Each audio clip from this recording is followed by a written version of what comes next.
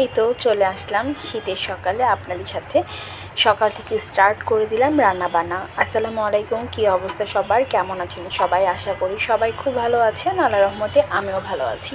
চলে আসছি আজকে একটু সবজি খিচুড়ি রান্না করার জন্য। আসলে শীতে সবারই কিন্তু একটু গরম গরম জিনিসপত্র খেতে ভালো লাগে। আর কয়দিন যাবত আমাদের লাল আটার রুটি রান্না করা হচ্ছে, আর কারোই ভালো লাগছে না খেতে, যার জন্য রাতেই সবাই ডিসিছিলাম যে আজকে সকালবেলা খিচুড়ি রান্না করব।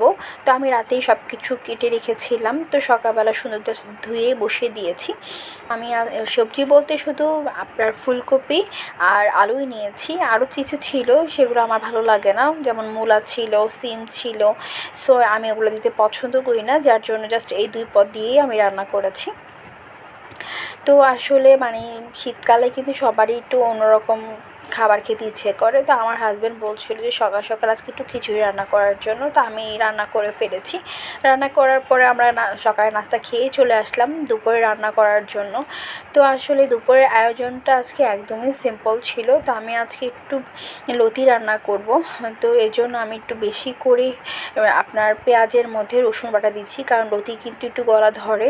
আর আপনি যত ভালো করেই রান্না করেন না কেন, যদি গলায় ধরে সেটা কিন্তু খেতে ভালো লাগে না, যার জন্য আমি অনেক বেশি তো রসুন দিলেই তো হবে না, সেটাকে ভালোভাবে কষাতে হবে, কারণ রসুনের কিন্তু একটা বাজে স্মেল আছে।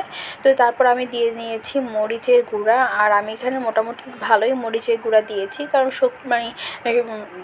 লতি এগুলো একটু ঝাল না হলে ভালো লাগে না। আর হালকা একটু হলুদের গুঁড়া দিয়ে নিয়েছি, দিয়ে আমি সামান্য একটু পানি দিয়ে নিয়েছি, যাতে আমার তরকারিটা যাতে পুড়ে না যায়।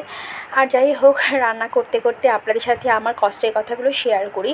সেটা হচ্ছে 2 দিন যাবৎ কী হয়েছে আমি জানি না, আমার রিলস একদমই আপলোড হচ্ছে না। তো আসলে কেন আমার সাথে এমন হচ্ছে বা কী প্রবলেম, আমি আসলে তেমন বুঝতেই পারছি না।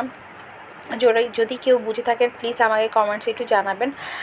যাই হোক, আমার ঘরে একদমই চিংড়ি মাছ ছিল না, একদমই অল্প কয়টা চিংড়ি মাছ ছিল। তো আমার আসলে কথা হয়েছে যে বেশি দরকার নেই, জাস্ট একটু স্মেল থাকলেই চলবে। আর লতিও অনেক বেশি না, একদমই অল্প লতি ছিল, যার জন্য আমার ওই চিংড়ি মাছগুলো কভার হয়ে গিয়েছে। তো আমি লতি আর চিংড়ি মাছ খুব ভালোভাবে মিশিয়ে নিয়েছি। দেখা যাচ্ছে কিন্তু চিংড়ি মাছগুলো চিংড়ি মাছ একদম অল্প, তারপরও কিন্তু লতির সাথে ভালোই দেখা যাচ্ছে।